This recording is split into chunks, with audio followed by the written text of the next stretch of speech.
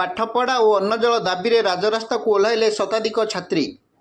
Vishoi block बाढ़ुणिया सरकारी बालिका उच्च माध्यमिक विद्यालय रे दीर्घ दिन धरी लगी रही अव्यवस्था को नहीं आज फुटी छात्री असंतोष।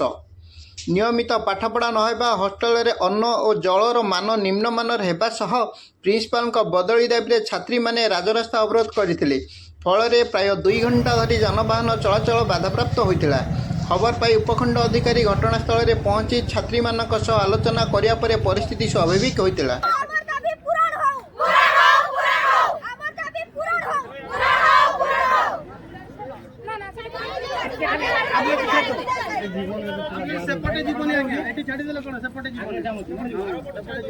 Government girls high secondary school बाढ़ुणिया।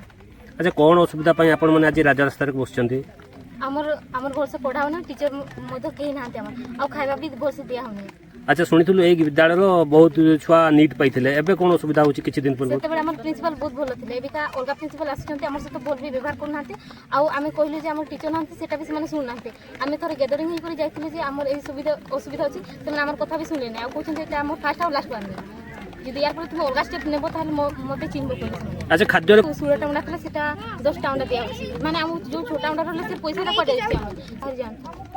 Principal madam